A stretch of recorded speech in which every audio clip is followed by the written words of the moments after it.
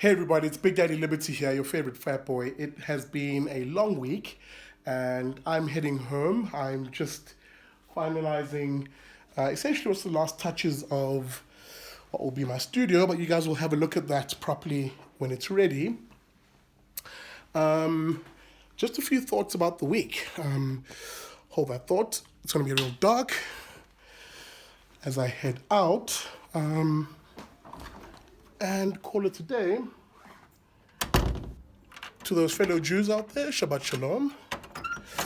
But I wanted to chat to you guys about three things this week. Three significant things that happened that I think deserve a little bit of attention as we end off this week. The thing I suppose that comes top of mind is the HRC findings. Come through. Is the HRC findings at over Julius Malema. Now, a lot of you might be a little surprised. Thanks, Ellie. Cheers. A lot of you might be surprised at the findings of the Human Rights Commission, but really I'm not. Here's an institute, or rather an institution which pretty much fears Malema. We've kind of seen this, law enforcement institutions in this country are quite afraid of Malema. I'm not sure I know why, but generally they take this weird stance of not wanting to actually call him out on his nonsense. One doesn't need the legal argument to know that what Malema says on a day-to-day basis is racist and actually quite hateful, and that's the point, so that on a legal ground, in terms of the legal definition, hey, maybe the Human Rights Commission is right? So maybe it doesn't constitute hate speech in that regard. But from a moral point of view, absolutely. We know the man is racist. We know the man is driven by hate. And it takes just a compilation of the myriad of things he said about various communities across this country to know exactly, for you to know exactly what I'm talking about. Here's someone who said vile things about Indians and generalizations about Indians, being racist. He's essentially taken aim at white South Africans. He takes very particular pleasure in going after minority communities in this country. And I don't know why he does this. He does this because he's got a particular audience that love hearing this kind of stuff. So being the performance artist that he is, he puts on a performance and he says the nonsense. Now, we can lose our minds over this every time he says really racist and hateful things, or we can actually begin to understand him quite clearly, understand the methods he's using, and consistently call him out. That is actually what I think needs to happen. Don't freak out, don't lose your mind, call him out and label him the thing that he exactly is, right? So he's a racist, hateful bigot. And racism isn't a thing isolated only to those who have power. You've probably heard trendy lefties use this definition of racism, that no, only people who hold power can be racist. That's nonsense. And that's the sort of fig leaf that such sort of social justice warriors, or really social justice wimps, that's the fig leaf they'll use in order to project their racism not only on other people, but also to then be the very racist that they rail against. It was a very interesting cop-out in that sense by the Human Rights Commission, on a moral sense, for them to actually be able to take a stand and say, actually, hateful language, although in this instance didn't meet the legal threshold of it being hate speech, is just as reprehensible, when it's employed, and especially when it's employed by politicians, because we know what happens when they mobilize on the basis of race, and when they mobilize on the basis of hate like that. We've seen examples of this around the world. It was just like a particular thought I had on that. And I think going forward, maybe as a last gasp on this topic, I think I need people just to be conscious of calling out the nonsense, because it happens also, for instance, on a day-to-day basis on social media. You'll have people who often using alias accounts. That's the funny thing. They're never brave enough to, stand by their ideas, and show their faces. But it's neither here nor there. If people want to use alias accounts, by all means, use those alias accounts. But it's always funny that many of those alias accounts, and those pseudonym accounts, if you will, will say the most racist stuff. One has to just look at my mentions to see what I'm talking about. They'll say crazy stuff. Cheers, homie. They'll say the craziest stuff, like, my blackness is rented. I am a rented person. I don't think for myself. I'm just trying to paraphrase a lot of the nonsense and said, I'm a grifter because I'm a black person who trades in ideas that are not black, of black people. I mean, this is the sort of shit that they'll say. And they do it from the position, I suppose, of using pseudonym accounts. And then in the same breath and with a forked tongue, they'll then argue, oh, the people who follow me are racist. The people who interact with me and like my account, oh, they're the racists. Same accounts who are saying, the most craziest and the vile things, cheers, Holmes,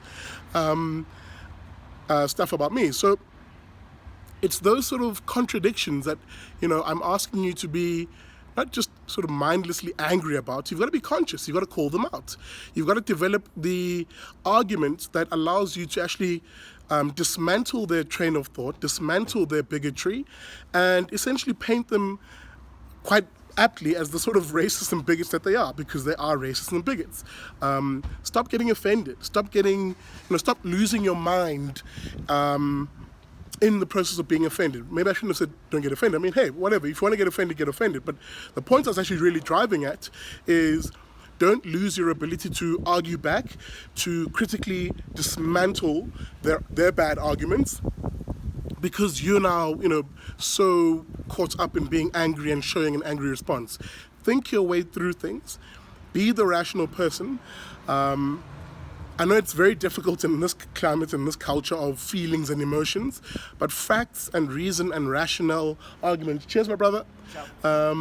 Fact, reason, and argument is still a worthy thing to pursue in order to rebuke, correct, and really dismantle the bad arguments, the bad ideas, the bigotry that is often directed at those of us who are on the side of freedom. That's a thought. Random thought, but a thought nonetheless that I had on this topic. And yeah, gird your loins.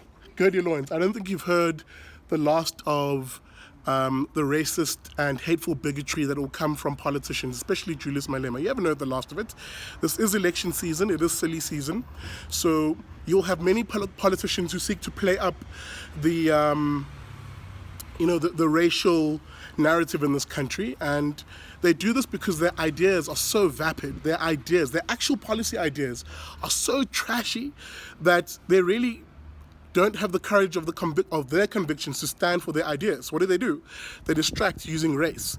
They distract using other identity forms of identity that are actually really quite meaningless. And the polling shows this, to be honest. Most people don't necessarily focus on identity. There are other bread and butter issues that if politicians were serious would actually focus on, but they don't. That's food for thought. Yeah, actually, that one maybe annoyed me a little bit. But yeah, the other thing that cropped up this week,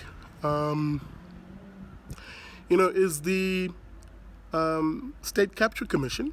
A greasy came back, the greasy one. And, more revelations. A bit of the same old in terms of stuff that he had already spoken about already. But, it just shows the level of rot that is so endemic in this country. It seems like there is money for everyone in the political elite circle, but there's a few cents, if anything, for poor people in this country. Well, that's the impression I got, right? When you have fat cat politicians and fat cat cronies talking about how they make payments of 50,000 Rand on the fly. Hey dog, they make 50,000 Rand payments on the fly. And again, I'm being conservative in saying 50. I mean, he's dropping big numbers. and the politicians were just in this weird crony network that got these illicit payments, it makes you wonder, where, why, my goodness, when are we going to begin to take poor people and ordinary South Africans, ordinary families serious? When do they begin to win? When do they have the ability to make the sort of money that politicians are making in this country? And it's a weird space to find yourself in, because you listen to these numbers and all these perks that Agreasy talks about, and you think to yourself, goodness me, there are people who are not even going to make half of what he's talking about in a year. Cheers, guys. There are people who are not going to make even half of what he talks about in a year. And that's the reality for your average South African. Yet politicians, hey man, it's good times for them. They make the money, they get the bribes, they get the goodies. Why? Because we've designed our political system in this country to favor politicians and to favor political power. Or rather those who are in political power to be the decision makers. And when you have a political system like that, you will have the sort of corruption and the crony networks that you see. I say this often on the show. If you want to give politicians that amount of power, don't be surprised to see them use it for their personal benefit, use it for the benefit of their families at the expense of other people. That's what these sort of systems do. You're giving a very small network of people a lot of power to be decision makers in society, often at the expense of decision makers within the family, the mother, the father, or really any iteration of family that exists. So it is weird to watch the sort of state capture commission from that perspective. When the sordid truth starts coming out, and there's panic from Luthuli House. But yeah, actually, is there panic from Luthuli House? It seems as if they've kind of like sort of resigned themselves to, so what, so we got paid, who cares? We've become so blasé about corruption in this country. It's just another story. It's weird. Yeah, man. Yeah, this country, there's a lot of things we need to think about. And at the heart of it really is questions around the relationship of people, ordinary people like you and me, to government, and the relationship we have with politicians. I think it needs to change. And at the heart of that change is a need for us to reclaim a lot of the power that should rest in the hands of individuals and families. We should be an individual society. And really, when I talk about individuals, we're a family society. Yeah. As I say all of this, let me hop in the car, get going, and think about what else has happened this week. The other thought I had this week, just some reflections from my trip to Israel. The one thing I really found weird was that, Israelis they're not used to obese people. And again, maybe it's not just the Israelis. When I was in Addis Ababa for the layover, you'd have Ethiopians, presumably, and just people from across the world, who'd be just absolutely fascinated at my size. And don't get me wrong, I get it, right? I get it. I totally get it, because you look around you and people are not fat, man, and they're not obese. You have a couple of portly guys here or there, sort of mildly overweight, but we as South Africans have gotten so used to obesity, like we really, it made you think of all those statistics that place South Africans, in the top 3, in some cases the heaviest people on the planet. And we've gotten so used to this. It opened my eyes. Excuse me. And this is actually quite a thing for me, because obviously a lot of you know, and I'm very open about it, I'm on a weight loss journey, and I had been slacking off for the longest of times. And unfortunately, I regained a lot of the weight that I'd lost. I mean, I'd lost quite a bit, over 20, was it 27, 28 at the last count, kilograms. I'd lost 28 kilograms. And that came from discipline, low carb, high fat, and fasting, which I know works, and I'm going to go back to. But the point I wanted to get at is, it was an interesting sociological observation to see how people just so, I don't think they'd ever seen someone that big. Or maybe they had, but they just hadn't seen, it isn't a common sight for them, let me put it that way. And I got it, right? But what it made me really think about is, wow, we South Africans are so used to it now. We look at overweight people and we think, meh, just another fat person. And yeah, maybe it isn't, it isn't something we should be getting used to. I sincerely believe we need to tackle this issue, both at the level of personal responsibility, which I take, and also, at a family level. If you have someone who's overweight, I think we need to speak up, man, and be like, hey, man, you need to look after yourself, because, sorry, it was a police vehicle. I thought he needed right of way because he's flashing his blue lights. So these are things that I just, I remember thinking, gosh, I'm happy to acknowledge that I'm on the right path insofar as recognizing the need to lose the weight, both from a health perspective and also just from an image perspective, man. We probably shouldn't be this big. Come on, man. Guys, come on, please learn how to cross the road properly. Don't just run across traffic and hope against hope that I'll see you in time, etc., etc. Anyway, I digress. So yeah, that's the thought. Public health. I think we need to have a concerted effort on that. Not in a weird statist and rules-laden way, but more in a awareness, really encouraging fellow, especially family members, man, who are overweight, to get more active. I'm looking to get a little bit more active again.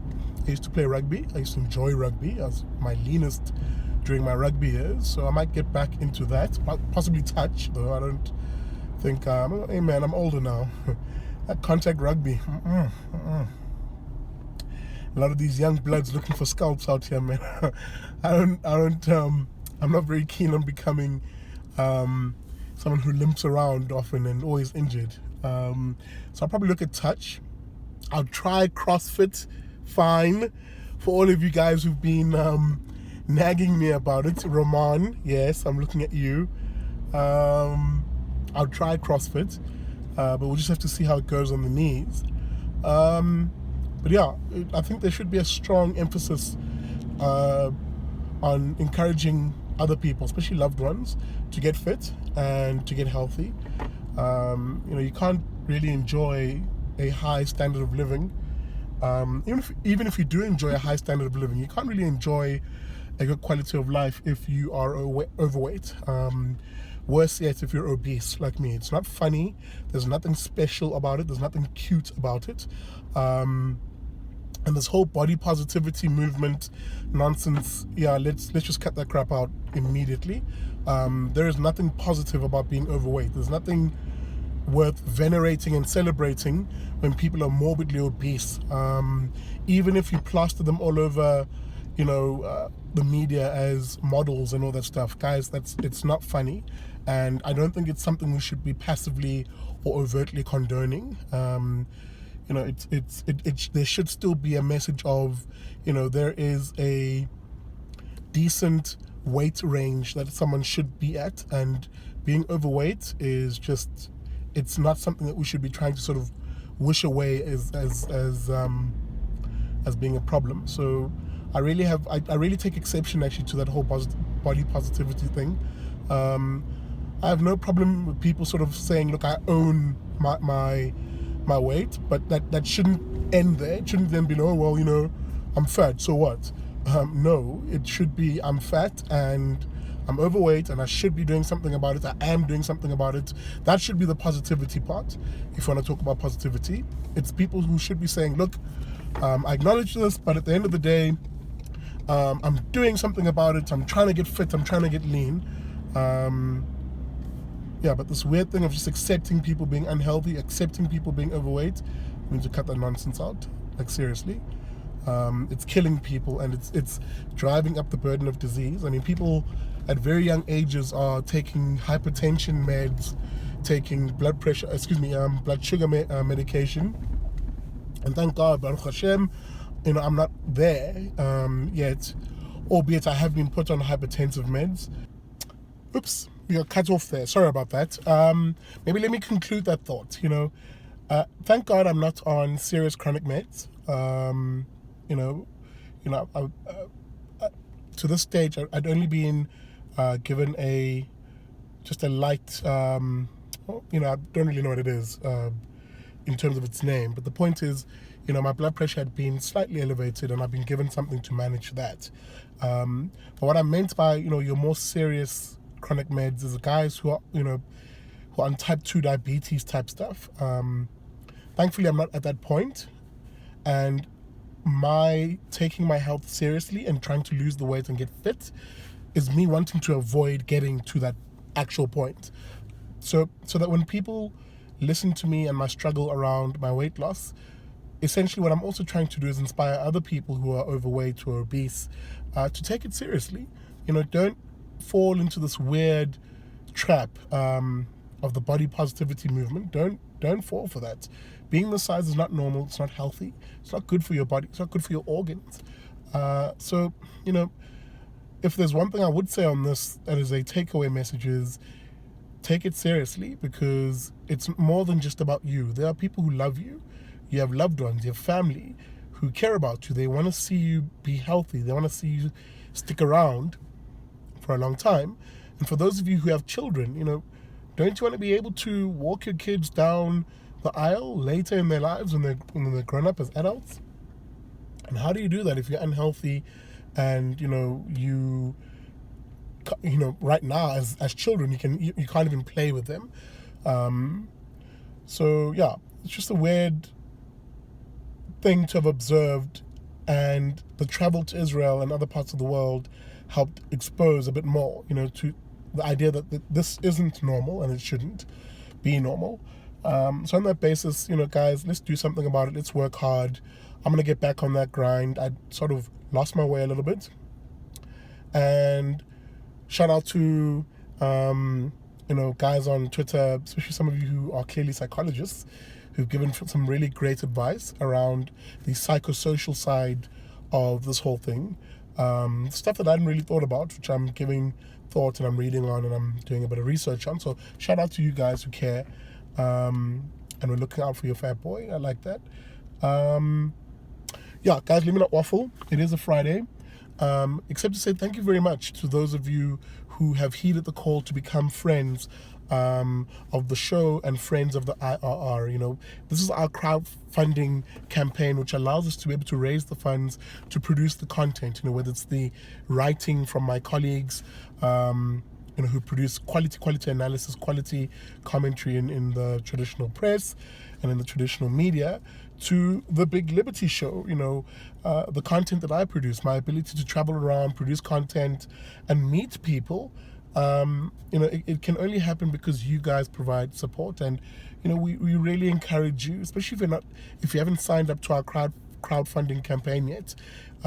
Become a friend of the IRR. SMS your name to 32823.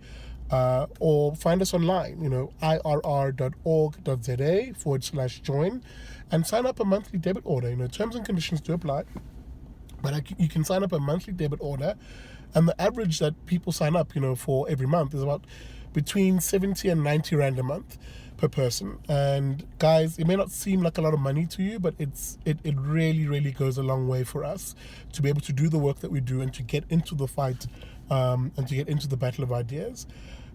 So for those of you, for those of you who haven't signed up, please do. It is a call I make at the end of every video, and I really encourage you to ask friends and family to sign up and support our work. I have a lot of content coming your way. I have 2 Israeli episodes that I need to put out, probably on Sunday. I have been working hard to try and just edit them. One is just street talk in Tel Aviv. Spoke to ordinary Israelis, and I put the claims that are made by BDS to them, and I said, look, BDS calls your society a segregationist, racist, and institutionally racist society. Is there do Israelis hate blacks? Do Israelis hate Arabs? Do they hate do they other people in their society? Is it a hateful society where there's segregation and just hate all around? And the answers are quite predictable, and there's some very surprising stuff that you'll see in that. And the other episode, of course, is on water, a water feature. Israel is a desert country, 2/3 desert, yet they consume more water per capita than people in the Western Cape, for example, who've been told to limit their water usage to 60 liters per day. Israel does 163 liters per day on average. And they achieve this through a market approach and innovation, actually allowing the private sector to provide something like that. So you'll get to see that episode. I think it'll be super interesting for you just to see the extremes as to how, they've been able to supply water even to like the most extreme parts of that country. Lots of good content. The Friends of Liberty tour is taking off. I will be in Bloemfontein and East London and PE in the month of April. If you want me to come out to your part of the world, hey man, give me a shout, let me know. Inbox me on any of my social media, or just, send me an email to bdl@thebiglibertyshow.com. Have me come out to your area. I do a short 20-minute speech, a briefing, a hard briefing with good analysis around where the country is and where we're going, and I give insights as to how we can begin to fight back as families against the crooked coalition of lefties in this country who are corrupting our society, and of course the politicians who pine for socialism, who pine for communism, and are destroying the very institutions that protect us. I give hard insights as to how we can begin to fight back on that. So if you want me to come to your part of the world, please pop me a message. It doesn't have to be a big event. You can literally organize a bride home, as some of these are. Sorry, I got a bit of flu. You can organize a bride home with between 5 and 7 people, at a minimum, and I'll come out and we'll have a chat. So guys, please do that and enjoy this weekend. Shabbat Shalom to those who are observing Sabbath. And I will see you guys in the next week. Like, share, subscribe to The Big Liberty Show. And thank you so much for watching.